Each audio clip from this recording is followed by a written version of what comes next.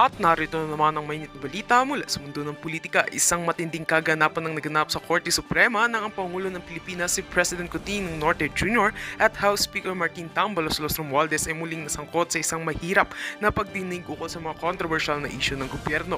Nagbigay na ng matinding pahayag ang mga mahistrado at tila hindi na makakatakas ang dalawang matataas na opisyal sa kanilang mga pananagutan. Ang hearing na ito ay umikot sa isyu ng mga aligasyong may kinalaman sa hindi tamang paggamit ng pondo ng gobyerno, pati na rin sa mga usapin ukol sa transparency at accountability. Tinutok na mahukom ang kanilang mga tanong sa mga desisyon at aksyon ng administrasyon ni Pangulong Marcos, pati na rin ang mga hakbang ni Romualdez bilang pinuno ng Kamara. Marami sa mga maestrado ang nagbigay ng matinding puna ukol sa tila kawalan ng malinaw na mga hakbang na isinagawa para tugunan ang mga nasabing issue. Ayon sa mga ilang eksperto, napansin na mahukom ang tila pag-iwas ng mga nasabing opisyal sa mga tanong na may kinalaman sa accountability. Sa kabila ng mga pahayag na naglalayong magpaliwanag, naging malinaw na ang Pangulo at si Romualdez ay nahulog sa isang posisyon kung saan mahirap nang magbigay ng konkretong sagot. Ayon sa mga abogado, ito ang isa sa pinakamahirap na sitwasyon na kinaharap ng dalawang matataas na opisyal sa ilalim ng matinding scrutiny ng Korte Suprema. Samantala, ang ilang mga lider ng oposisyon ay nagsabi na ang kaganapang ito ay patunay na kanilang hinala na ang administrasyon ay may mga tinatagong hindi tamang gawain na kailangang imbestigahan. Ayon kay Senator Risa Hontiveros, ang pagsalang ni Marcos at Romualdez sa Korte Suprema ay isang hakbang patungo sa masusing pagtingin sa kanilang mga aksyon. Inaasahan daw nilang magiging mahirap para sa dalawang opisyal na makawala sa mga kasong posibleng sumiklab mula sa hearing. Ngunit hindi rin nagpatalo ang mga taga-suporta ng administrasyon. Ayon kay Executive Secretary, wala naman daw dapat ikabahala sa isinagawang investigasyon at ang mga aligasyon ay wala pang sapat na ebidensya para magsimula ng kaso. Binanggit din niya na ang administrasyon ay handang makipagtulungan sa mga legal na proseso at naniniwala silang walang kasalanan ng Pangulo at ang House Speaker.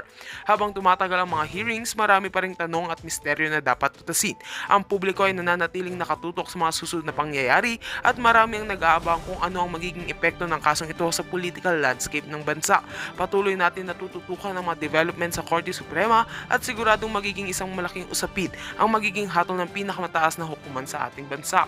At yan nga ang mga balitang ating pagkakatutukan, at kung bago ka pa lamang sa aking channel ay huwag kakalimutang mag-like, share and subscribe para updated ka sa aming mga bagong balita dito sa Tatak Pinas.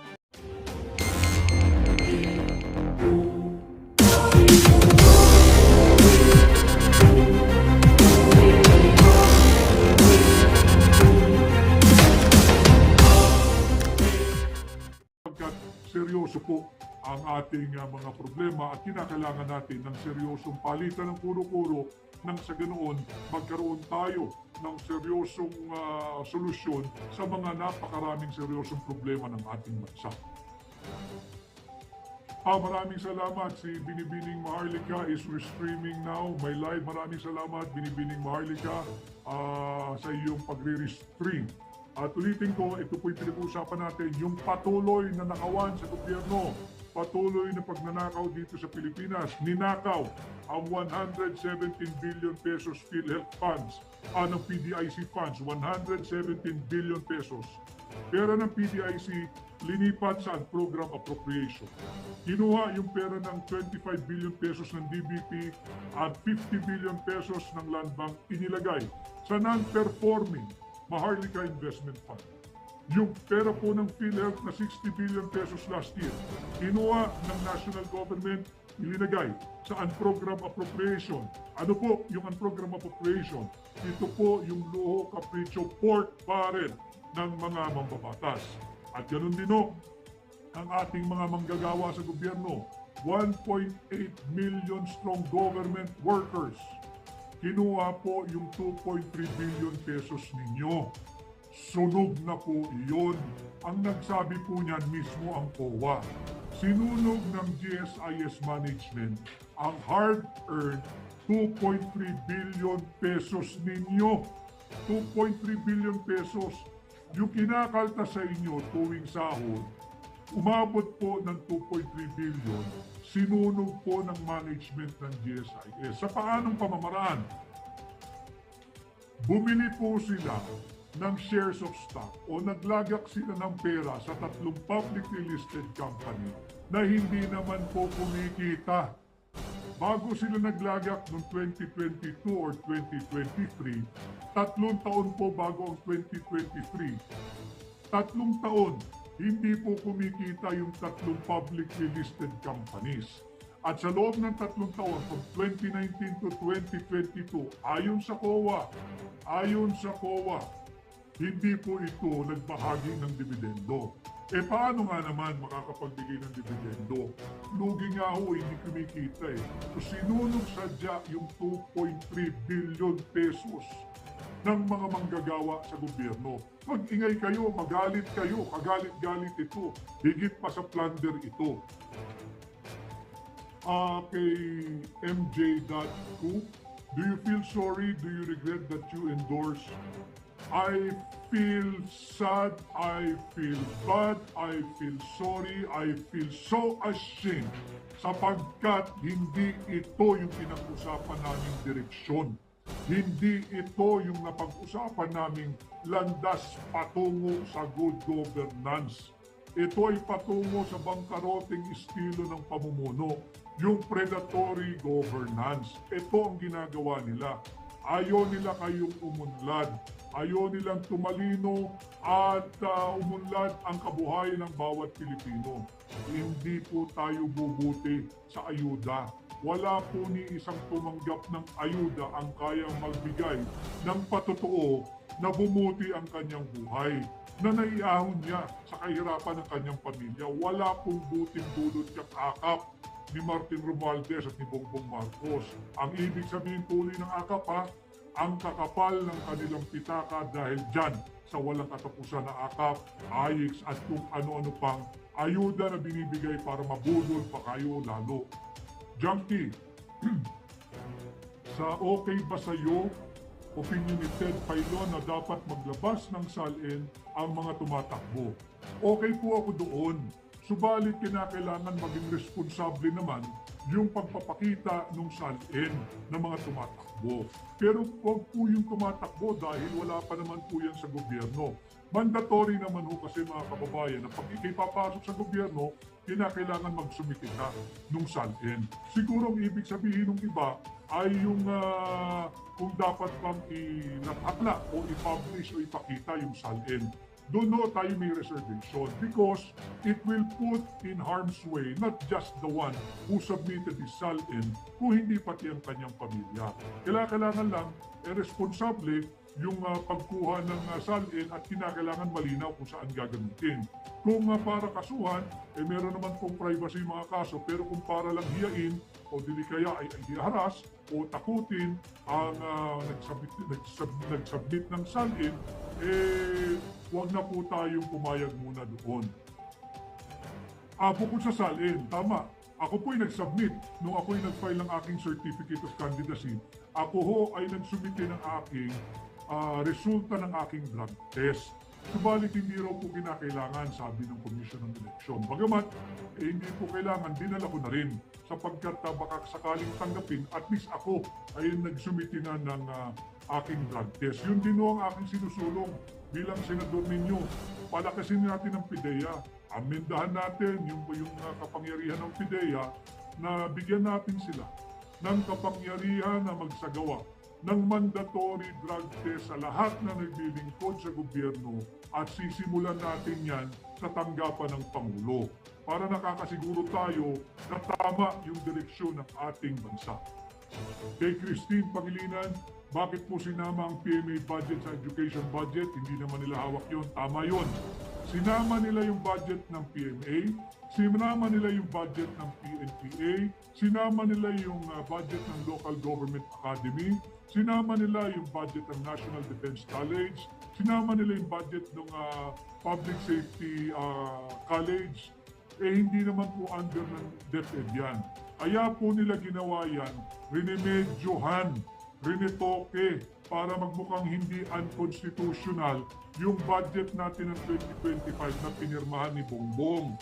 Hindi pa rin ho na correct yun, hindi pa rin po legal yung pinirmahan niyang budget sapagkat pag inyo pong hinimay at atin po itong hihimayin, higit pa rin pong malaki yung budget ng public works kung iahambing mo sa budget ng Department of Education na kinaltasan ng 12 billion pesos. Binawasan ng 12 billion pesos. Ito'y sa kabila na kulelat po tayo sa larangan ng math, sa larangan ng reading, sa larangan ng science at sa larangan ng spelling. Kulelat po tayo. Kulelat po ang mga kabataang Pilipino. Kinuhaan pa ng 12 billion pesos ni Bongbong Marcos at Martin Romualdez. Si Martin Eigenman, keep the flame of patriotism, Attorney Senator Vic. Martin, I'm not here giving information. Thank you, by the way, Martin, but I'm not here just to inflame yung passion o pasilabin ang damdamin at pagmamahal sa bansa na nating mga Pilipino. Kinakailangan, nalalaman ninyo kung bakit dapat magliyab ang inyong pagmamahal sa bansa. Kaya po tayo merong ganitong araw-araw sinisikap ko na diretsahang pakikipag-ugnayan sa inyo nang malaman ho ninyo yung mga makabuluhang usaping panlipunan na dapat ay kasali kayo, dapat ay naririnig kayo at dapat may tinig kayo. Kay Hatchibal, salamat. Kay Maria Tuazon, kay Proseso Angel Palpalato, kay Edgar Lapurga. Dapat kahit 10,000 lang ang ninakaw, dapat parusahan o tanggalin na sa pwesto. Pag-aaralan po natin yan from 50 million, initial panukala ko, baba natin into 5 million. Pero nakikinig po ako sa inyong lahat, kaya tayo may diretsahang ugnayan. Kung kinakailangan pa natin ibaba ho natin. At isunod natin ang parusang bitay o death penalty sa lahat na magnanakaw sa gobyerno. Kay E.G. Gutierrez Escorial, bakit po lagi si VP Sara ang question nila tungkol sa pera? Mas malaki po binubulsa nila. Kasi nga po nais din nilang nakawin ang posisyon ng Vice Presidente kay Inday Sara Duterte. So makikita natin kung gaano kagahaman sa pera, hindi lamang sa pera kundi pati sa kapangyarihan ng mga ito. Hindi po sila kontento na pera lang po ninyo, yung pera natin mga Pilipino ang kanilang nanakawin at ninanakaw. Kinakailangan nakawin din nila ang Office of the Vice President o yung posisyon ni Inday Sara Duterte para nang sa ganoon makasiguro sila na lalagpas ang kanilang termino sa 2028. Huwag tayong pumayag. Huwag ho tayong pumayag. MJ Cruz, thoughts on the 3 impeachment cases against VP Sara. Alam mo ninyo, ito ay political persecution. Nasagot ko rin po ito nung ako'y natanong doon sa programa ni Binibining Karen Davila. Alam mo ninyo, premature, inunahan ng mga elitistang mambabatas yung trabaho ng COA. Wala pong business ang Kongreso na mag-imbestiga at agawin. Pati po trabaho ng COA, ninanakaw na nila. Ganyang kalala ang ating gobyerno ngayon. Pati po trabaho ng COA, ninanakaw na nila. Sila na nag-iimbestiga, sila pa magsasabi kung sinong guilty o hindi guilty, at sila pa ngayon ang naghahabla ng impeachment. Ganyan po kalala yung kinakawan sa gobyerno. Pera, kayamanan ng bansa, pati po pwesto ng Vice President ay ninanakaw na rin ng mga tiwali at elitistang mambabatas. Kay Jex Chu, bakit kasi nag-support ka kay Bongbong? Ayan, sobrang korupsyon na. Sapagkat ako ho ay, kami ho kasi ay nagsama ng matagal at ako'y nakitaan ko naman siya. At nag-agree kami na tutungo po tayo sa tamang uri ng mga pamumuno. Hindi rin naman ho siguro ninyo nakita na talaga palang nasa dugo nila na pakialaman ng pera ng mamamayang Pilipino. Pagka nasa DNA na po ng tao, yung pagnanakaw, wala po tayong magagawa ron. Kung magaling silang magtago ng kanilang totoong pagkatao, kaya po tayo ngayon ay naglalahad ng mga korupsyon nila para hindi na tayo mabudol muli. At yan din ang aking panawagan. Higit pong malaki ang boto ni Vice President Inday Sara Duterte. protektahan po natin si Vice President Inday Sara Duterte. Yung 32 milyong Pilipino, wag ho kayong pumayag na nakawin ng ilang elitistang kongresista ang inyong sagradong mandato. Mahirap naman, ninanakaw na lahat ng yaman nating mga Pilipino. Pati ba naman yung sagradong mandato ninyo, pananakaw pa natin. Mag-ingay ho kayo, makiisa kayo, at iparamdam ninyo na hindi kayo sang-ayon sa patuloy na pagnanakaw. At yung kay MJ Cruz, yun po ang aking sagot, na hindi naman po natin malalaman kung nasa DNA talaga ng tao ang pagiging mandarambong at nakaw dito, nakaw doon ang layunin. Nasa DNA ho pala nila, wala na ho tayo magagawa ron, labanan na lang natin. Kay Kikay Store 2023, Attorney Vic, sana magkaroon din po ng batas sa pag na-convict na ban sa pagtakbo ng gobyerno. Meron pong ganon. Kung meron pong conviction at yung conviction po ninyo ay may kasamang perpetual disqualification or perpetual absolute disqualification, hindi na po kayo maaaring kumandidato. Ganon din yung ginagawang pagnanakaw sa posisyon ng Vice President. Isa pong convicted na mambabatas ang nagsusulong nito. Saan ka naman nakakita? Convicted na mambabatas sa kasong kriminal, siya pa ang namumuno, isa sa namumuno, na nakawin ang pwesto ni Inday Sara bilang ating halal na Vice President. Huwag po tayong pumayag. And again, tuloy-tuloy lang po yung nakawan na ginagawa nila. Nandiyan yung PDIC, 117 billion pesos, yung nag-violate ng law here and abroad. Ano po yung dapat po yung mga nag-violate ng batas dito sa abroad ay kung dapat hindi na po dapat kumandidato. Basta't meron pong conviction at meron pong patunay na ikay may ginawang hindi kaaya-aya, hindi ka dapat ihalal at hindi ka na dapat pakandidatuhin. Balikan ko lamang mo yung listahan ng patuloy na pahaba ng pahaba, ng pahaba ng pahaba, ang listahan po ng kanilang ninanakaw. Ninakaw yung PDIC, ang halaga po nito ay 117 billion pesos. Ninakaw po, ilinipat yung pera ng BBP at Land Bank, combined amount 75 billion pesos. Ano po naging resulta? Tinawag po ng IMF ang atensyon ng gobyerno ni Bongbong Marcos. Ang sinabi, you have to restore the capital of BBP and Land Bank before they might encounter a liquidity problem. So, kinuha ang pera, dapat daw ibalik. Hindi po COA nagsabi niyan. IMF, yung International Monetary Fund.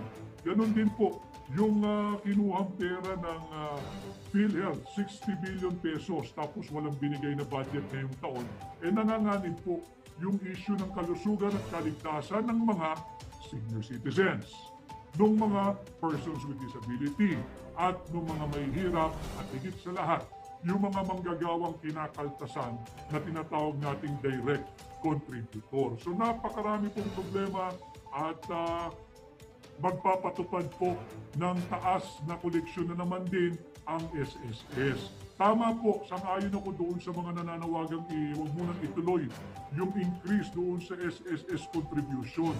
Dahil ang sinasabi ho ng mga nananawagan, ang huling partisipasyon ng gobyerno ng Republika ng Pilipinas na magdagdag ng pondo sa SSS ay noong taong 1957 pa. 1957 pa huling naglagak ng pera ang Republika ng Pilipinas diyan sa SSS. Ayon din sa kanilang mandato sa RA 11199. Ilang taon na po yan, hindi nagbibigay ng pera ang gobyerno, ipapasa na naman nila. Sa mga manggagawang Pilipino, dapat muna preno.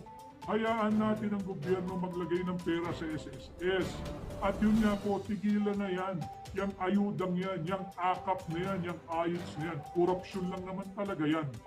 At ngayong nagsimula ang taon, meron din po nagpadala rito, 4 agad ang loan winner ng loto. Yang loto ng PCSO, 4 agad do ang loan winner, loan debtor nanalo ngayong 2025. Kalalaki po ng premyo, isang 57 million, isang 18 million, isang 314 million. Tama ba? 314 million at isang 29.7 million. pati yung share o bahagi ng PhilHealth na nagmumula po sa PCSO na dapat sana ay automatic papasok sa kaba ng PhilHealth, hindi na rin po binibigay ng PCSO. Pati po yung automatic revenue share ng PhilHealth mula sa PAGCOR, hindi na rin po binibigay ng PAGCOR. Saan dinadala ni Bongbong Marcos ang pera nating mga Pilipino? Saan dinadala?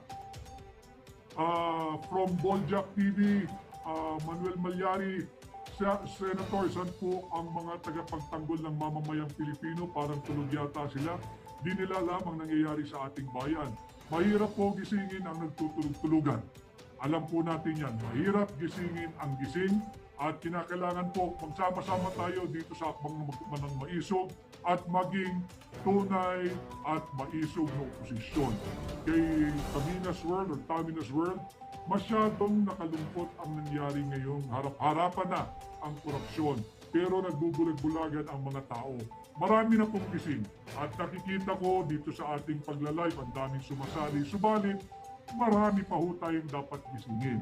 At marami at malawak pa po dapat ang ating abutin at malawak pa rin po ang dapat nating puntahan para nang sa ganoon ay matauhan po ang sambayan ng Pilipino because it is important for all of us to know what is at stake for every Filipino and for our country this midterm election.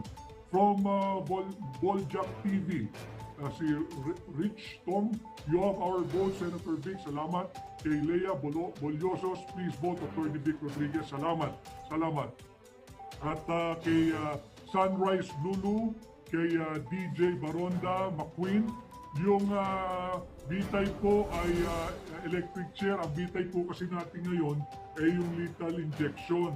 Pag-aaralan po natin yan bilang senador ninyo kung pwede nating maibalik yung death by electric chair instead of lethal injection. Pero sisikapin ko, unang-una, pababain po natin yung threshold ng plunder. It does not make sense. It does not make sense at all why we should wait for these crooks in government to steal more than 50 million pesos before we can run after them and file a case of plunder. Pangdarambong po yan eh. Kaya ibababa natin yung halaga ng plunder from 50 million to 5 million. May nagsasabi 10,000, 1 million. Pag-aaralan po natin yan. At kasunod po niyan, ibabalik natin ang parusang bitay o death penalty sa lahat ng mapapatunayan na nagnakaw sa pera nating Pilipino para makuldukan na. Yung tila nagiging kultura na ng korupsyon. Huwag tayong pumayag ang Pilipino po. Ang mga Pilipino hindi magnanakaw. Huwag nating hayaan na masira itong napakagandang pag-uugali at values natin bilang bansa, bilang tao, bilang Pilipino. Kaya from OFW Good Vibes Studio, yes sir, saludo po ako sa mga sinasabi. Salamat, isinisawalat niyo ito kasi grabe na po, binabayaran na po nila para may tayong lumaban. Kapag may eleksyon, nandito kami tutulong sa kampanya mo. Maraming salamat kay OFW Good Vibes Studio. Sana ho, ipangampanya niyo rin ako sa inyong mga kamag-anak, pamilya, kaibigan, kaklase, kapitbahay, kaprobinsya, kasyudad dito po sa Pilipinas at sa lahat ng Pilipino saan man panig ng mundo. Kay Lita Amate Florendo, Attorney Vic, ingat po kayo, maduming maglaro ang mga Marcos. Alam po ninyo, talaga namang hindi ligtas sa peligro yung maging tunay at maisog na oposisyon. Subalit alam din naman ho ninyo, hindi naman po kailanman naging mura ang demokrasya, kinakailangan po ito'y paglaban. Kaya po tayo nagkakaroon ng diretsang ugnayan sa inyo upang tayo po'y magtulungan at hindi lamang ako, hindi lamang po kami sa hakbang ng maisog, hindi lamang po si Pangulong Duterte o si Vice President Inday Sara Duterte ang mga nagsasalita. Kailangan po natin ang tulong ng bawat Pilipino. Kay Fia Cervantes, paano po tayo makakasiguro na walang magiging dayan sa darating na eleksyon? Wala pong kasiguruhan, Pia Cervantes. I am just trusting in you, my fellow Filipino, that you will go out and you will go out strong on election day and help me get a seat in the Senate to protect you. Yan, dun na lang po ako nakaasa at dun po ako nananalig. At maraming salamat din kay Deng Venus Andresa, kay Lady Jean Maarat, maraming salamat sa inyong pagsubaybay. Ganon din kay, anong pangalan nito? Edgar, mabilis ako tsaka si Rini, maraming salamat sa iyo. At kay Nel, attorney, beneficiary po ako ng AKAP. Sabi nila, 5,000 ang AKAP. Ito, mabigat ito, yung sinel. Ang sabi po nila, 5,000 yung AKAP, pero 3K lang ang natanggap ko. Ito nga po, ito po ay bukod sa legalized vote buying, legalized hold up po itong AKAP. Rating ko ang AKAP po kasi, yung pitaka lang nila kumakapal. Ang kumakapal dyan, yung pitaka